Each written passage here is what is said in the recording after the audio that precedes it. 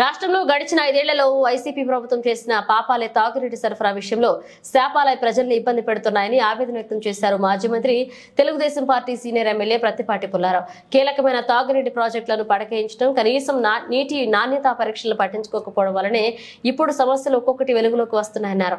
చిలకలూరిపేట పట్టణం ఎన్టీఆర్ సుజల పథకం పట్టణానికి త్రాగునీరు అందించే పాత చెరువు, కొత్త చెరువును సోమవారం ఆయన పరిశీలించారు. చెరువులో జలాలు రోజురోజుకు తగ్గుముఖం పడుతుండడం, ఉన్న ఆరాకొర నీరు కాస్త కూడా రంగుమారి కలుషితంగా ఉండడంతో తీసుకోవాల్సిన చర్యలపై అధికారులకు దిశానిర్దేశం చేశారు.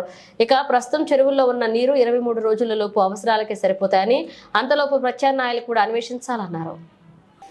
5 కోట్ల రూపాయల పైబడి సుమారు 6 కోట్ల రూపాయలతో నిర్మించినటువంటి చిలకలూరుపేట నియోజకవర్గంలో 25 అవుట్లెట్ పాయింట్స్ పెట్టి పట్టణంలో పేదవాళ్లందరికీ 2 రూపాయలకి 20 లీటర్ల క్యాన్ మంచినీరు ఈక్వల్ కిన్లే లాంటిది, బిస్లరీ లాంటి వాటర్ సప్లై చేసేటువంటి ప్లాంట్ ఇది.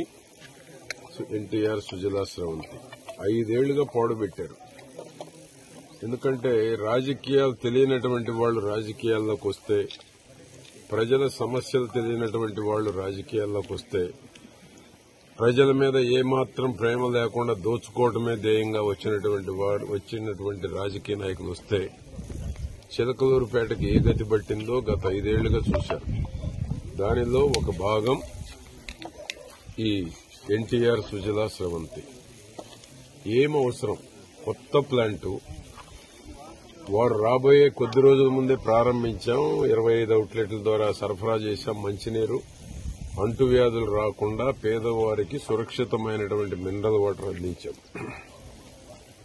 వారు వచ్చిన కొద్ది రోజులకే ఎన్టీఆర్ పేరు భరించలేకనో, నాకెక్కడ మంచి పేరు వస్తుందనో రాజకీయ కక్ష సాధింపుల్లో భాగంగా సుమారు 6 కోట్ల రూపాయల ప్లాంటు. 6 కోట్ల రూపాయల ప్లాంట్ కన్నా ముఖ్యమేంటి? గంటకు 10,000 లీటర్లు మినరల్ వాటర్ అందించేటువంటి ప్లాంటు. సుమారు 50,000 మందికి ఈ యొక్క మినరల్ వాటర్ అందించేటువంటి ప్లాంట్. 6 కోట్ల రూపాయల కన్నా 50,000